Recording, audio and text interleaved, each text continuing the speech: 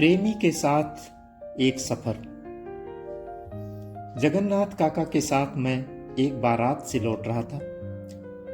एक डिब्बे पर बारातियों ने कब्जा कर लिया था। काका ने मुझसे कहा, अगर अपना भला चाहते हो तो दूसरे डिब्बे में बैठो। बाराती से ज्यादा बर्बर जानवर कोई नहीं होता। ऐसे जानवरों से हमेशा दूर रहना चाहिए। लौटती बारात बहुत खतरनाक होती है। उसकी दाढ़ में लड़की वालों का खून लग जाता है और वो रास्ते में जिस तिस पर झपटती है। कहीं झगड़ा हो गया तो हम दोनों भी उनके साथ निपटेंगे। हमने सोने के डिब्बे में बैठने की जगह ले ली। सामने की बेंच पर एक वृद्धा, एक जवान लड़की और एक जवान आदमी बैठे थे।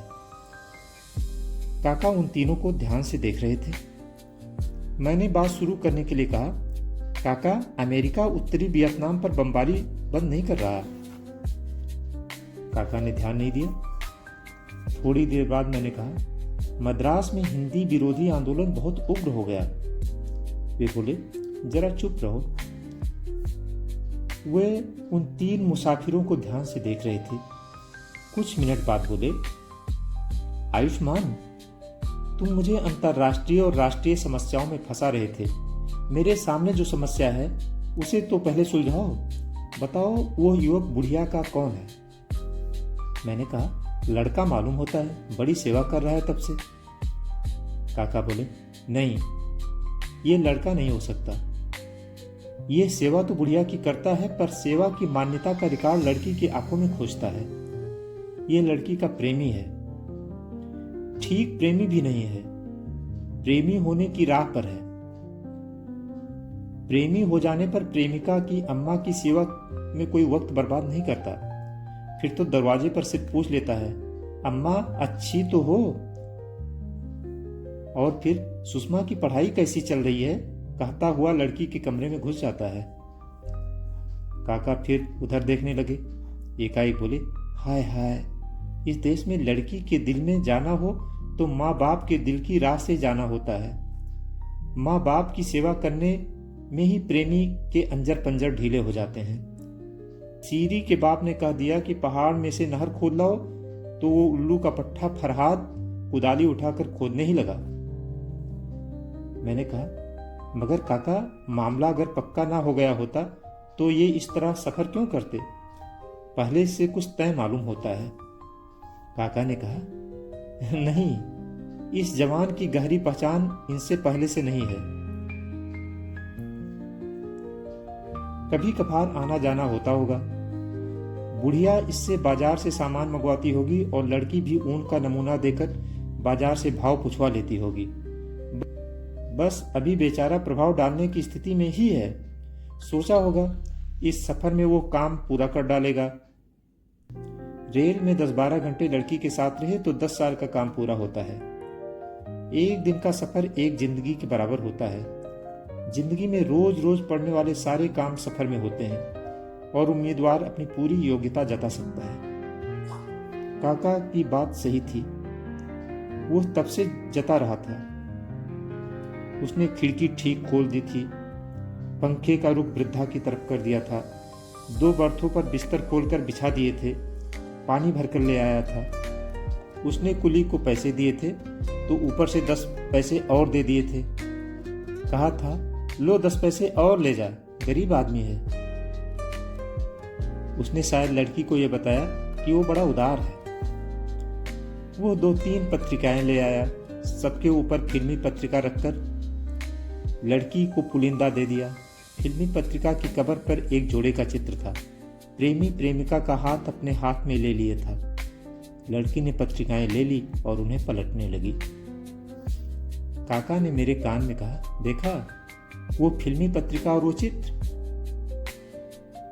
वो उसे सुझा रहा है कि अपना भी ऐसा ही हो जाए तो अच्छा रहेगा, है ना? मैं उन लोगों की तरफ देखने लगा।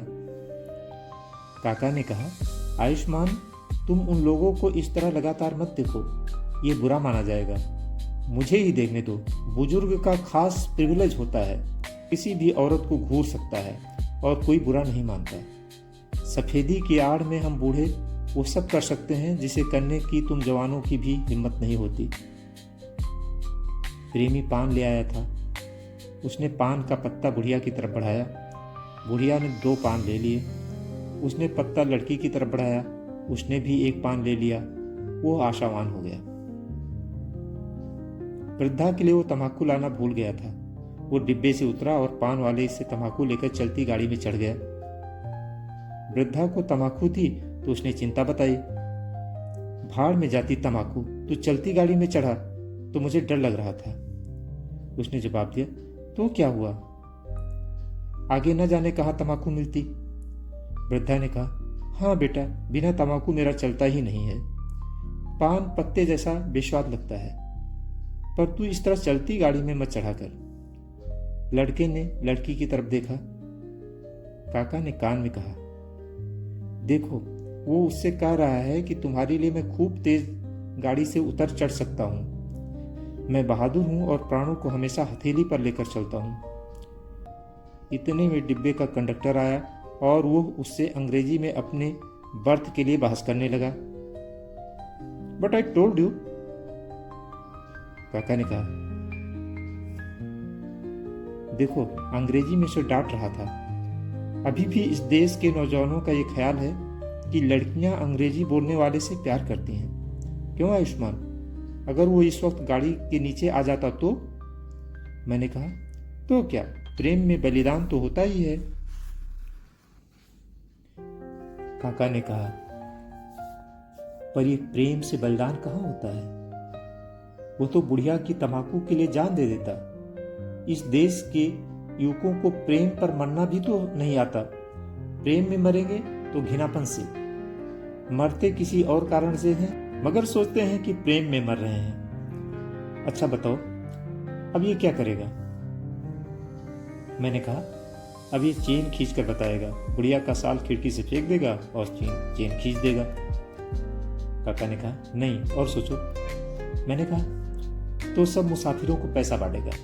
काका ने कहा, नहीं, उदारता तो वो कुली को 10 पैसे देकर जाता चुका है। मैंने और सोचकर कहा, तो वो गाना गाकर बताएगा। काका हंसे, कहने लगे, नहीं, गाने वाला टाइप नहीं है ये। तुम्हें प्रेमियों के बारे में कुछ नहीं मालूम। मैं तो चेहरा देखकर बता सकता हूँ कि वो कब से प्रेम कर रहा है, किस स्टेज पर है और आगे क्या करने वाला है। मैंने कहा, तो आप ही बताइए, वो क्या करेगा? काका ने कहा, अब ये किसी से लड़ बैठेगा। कोमलता जता चुका, अब कठोरता जताएगा। जब तक पुरुष नारी को यह ना बता दे कि मैं जंगली जानवर भी हूं, तब तक वो समझता है कि मेरी पूरी शख्सियत नहीं उभरी। ये अब किसी ऐसे मुसाफिर की तलाश करेगा जो इससे कमजोर हो, उससे किसी बहाने लड़ पड़ेगा।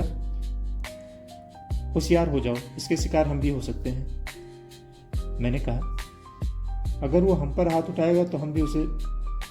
काका ने कहा, नहीं, उसे पलट कर मारने से वो लड़की की नजर में गिर जाएगा। प्रेम भंग करना बड़ा पाप है। मैंने कहा, मगर अजनबी के हाथ से पिट जाना क्या अच्छा है? काका ने कहा, मेरा ख्याल है ऐसी सूरत में हम पिटे जैसे तो लगें, मगर चोट ना आए, ऐसी कोशिश करनी चाहिए। उसके प्रेम के लिए हम थोड़ी तकलीफ हो ले, थोड़ी बेइज्जती हो जाए तो बर्दाश्त कर लेना चाहिए। यूं एक दूसरे को बचाने की कोशिश करनी चाहिए। हम संभल कर बैठ गए। प्रेमी अपनी आस्तीन संभालता हुआ चारों तरफ देख रहा था। एक खूबसूरत लड़का हाथ में अटैची लेकर स्टेशन से चढ़ा। प्रेमी ने उसे जांचा। वो उसके पास से निकला तो अटैची उसे छू गई।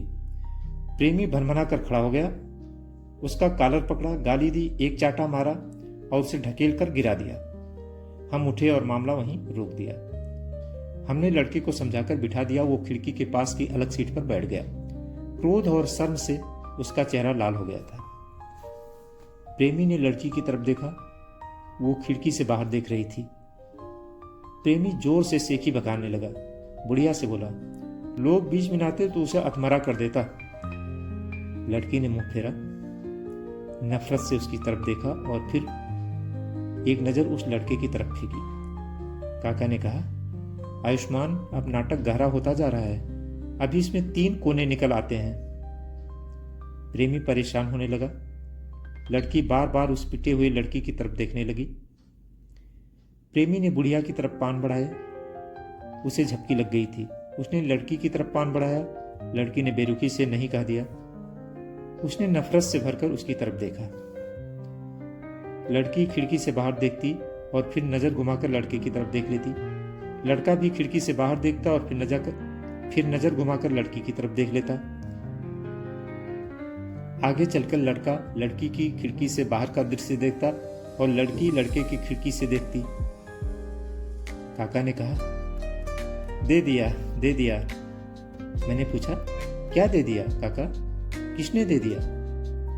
काका ने कहा, इस स्त्री ने अपने को कमजोर को दे दिया। औरत भी बड़ी विचित्र होती है। जो पिटा बैठा है उसे अपने को दे देती है। हरे हरे तिरिया चरित्र वगैरह सब हो गया। प्रेमी की हालत अब खराब हो गई थी। वो पछता रहा था। सुनाकर कह रहा था, मुझे खुद अफसोस है कि मैंने उसे मार दिया। काका ने कहा, आयुष्मान, यह अपनी बहादुरी के कारण मारा गया। इस वक्त वो ये चाह रहा है कि कोई उसे मारे। वो पिटना चाहता है। तुम हमेशा दूसरों का भला करते हो। उठकर इस प्रेमी को 2-4 चांटे जमा दो। वो तुम्हारा बड़ा उपकार मानेगा। मैंने कहा, ऐसा कैसे हो सकता है काका? बिना कारण बिना क्रोध के मैं उसे कैसे मार दूं? काका ने कहा, उसके भले के लिए। जैसे डॉक्टर बिना क्रोध के शरीर पर छुरी चलाता है, वो बेचारा बड़ी कातरता से देख रहा है कि उसे कोई पीट दे तो वो भी उस नारी की करुणा का अधिकारी बन जाए। उसे पीटने वाले से स्पर्धा करनी पड़ रही है ना। मैंने कहा, आप ही उसे मार दीजिए ना। काका बोले, बूढ़े से पिटने से उसका काम नहीं बनेगा। वो किसी जवान आदमी से पिटना चाहता है। और फिर दूसरों का भला करने का बीड़ा तो तुमने उठाया है, मैंने नहीं। इतना कहकर काका उठे और उससे कहने लगे, भाई प्रेमी, अगर किसी के हाथ पीटने से तेरा बिगड़ा काम बनता हो तो मैं अपने इस साथी से तेरी मदद करवाऊं। सुनते ही लड़की बहुत जोर से हंसी। लड़का भी हंसने लगा। काका निराश होकर बैठ गए।